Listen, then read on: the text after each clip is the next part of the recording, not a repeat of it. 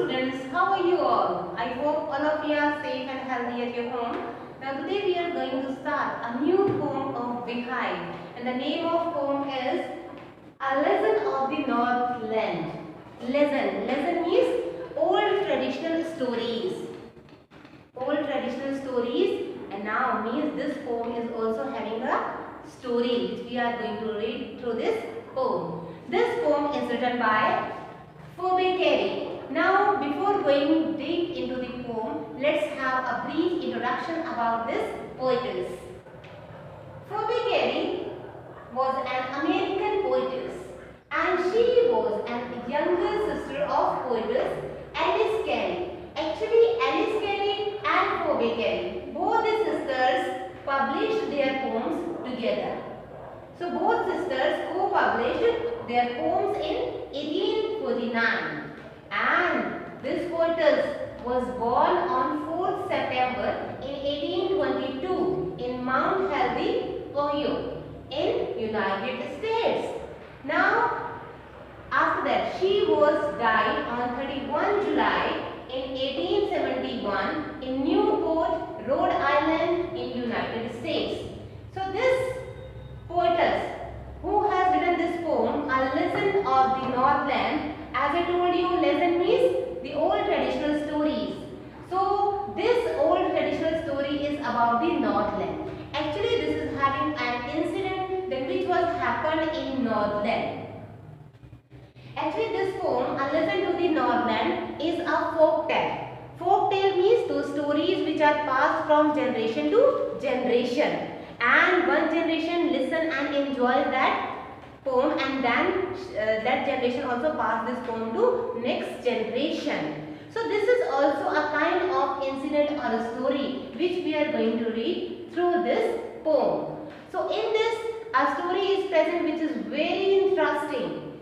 Actually, this incident or the story was occurred in Northland, which is also a cold area, cold region, and it was a time of winter. Everywhere cold winter was there, cold climate was there, and now people were also trapped into their houses, and nobody was there on that road. So what happened at the time? Once a saint was there. A person, saint means a person who preaches, who gives preaching to people, moral values, teaches moral values and moral things to people and show them the real path and the correct path. So now here but most of the saints are not dependent for their livelihood on people. They move from place to place and get food from people and survive themselves.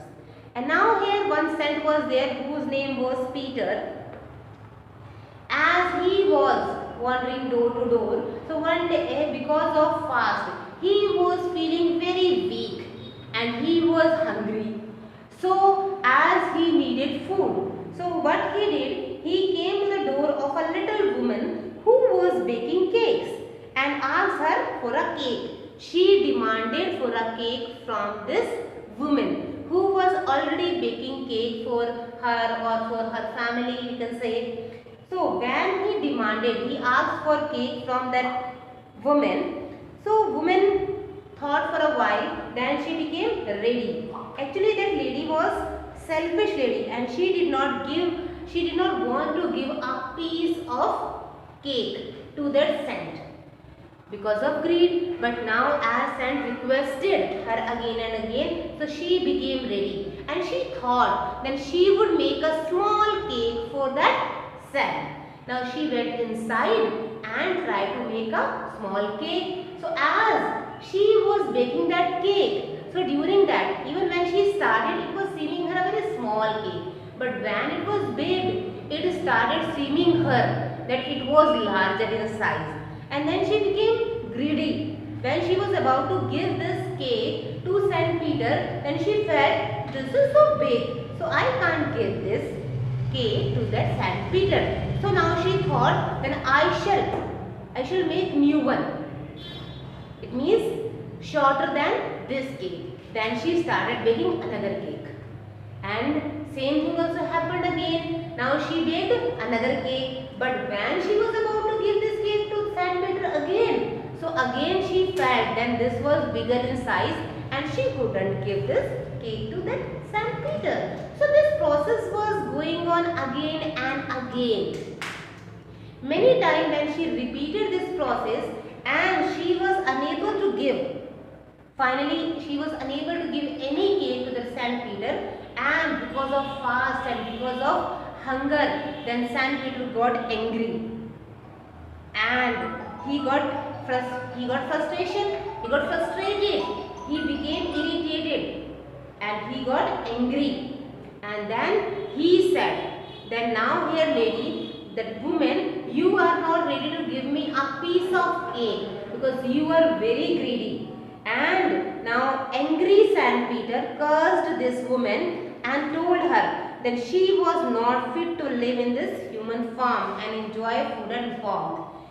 He said that as being a woman, you are living in the society and you are getting proper food, but you are not ready to give any part of this to anybody else because of your greed. So you don't deserve to live in this human society.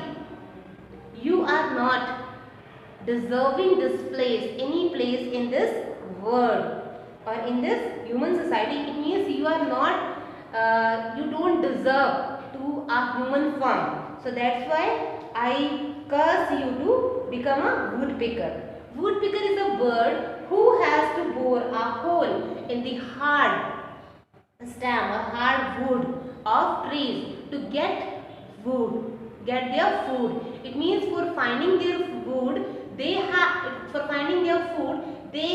to bore, they have to make a hole in the hard wood, and after making a big hole, then finally they get their food. It means they had to do a lot of struggle, a great struggle, great efforts to get their food. So now where angry Peter cursed this woman, then as she was having all the eatables, but she was not ready to give anything to anybody, then who needed more than her? Like Saint Peter. So that's why Saint Peter said, then when you were getting all the things very easily, you don't have importance of these for those people then who need this more than you. So that's why you will, when you will become a woodpecker, then you will feel the importance of hard work. And for this scan, when you will get a skin food after doing a lot of efforts, after doing a great efforts, then you will feel the real importance of food and the real importance of hard work.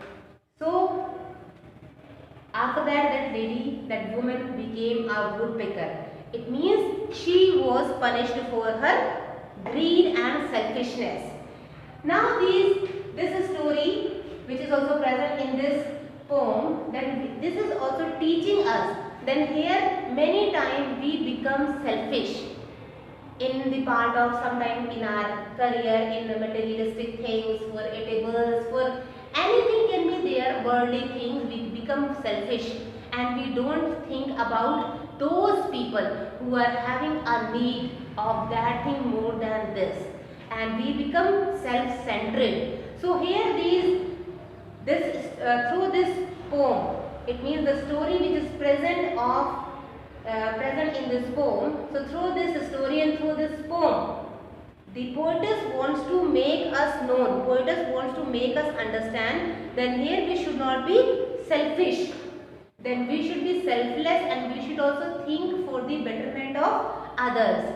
Actually these folktales always give us moral values and things which also make us understand that here the real values and real qualities to become a perfect human being. Because even if we are having a great knowledge, but still if we are not helpful person, so that we can't be a perfect human being. A person can be considered as a perfect human being only in that situation, only in that condition, when he or she is ready to do something for others. Because everybody does something for them. We do everything for us. But when we do something for others, that can be considered as a real pleasure, that can be considered as a real enjoyment and happiness, and in that way we can be called as a real human being. So students, now today I told you about the poetess of this poem, A Lesson of the Northland, and we read about the brief introduction of the poem, then what exactly concept has given through this poem. Now in next class we will do explanation of all extract of all stanzas one by one, and I hope that you have understood today's class. So revise the poem, read the poem, and now in next class keep your book ready to understand more and more about this poem. So till then, take good care of yourself. Thank you.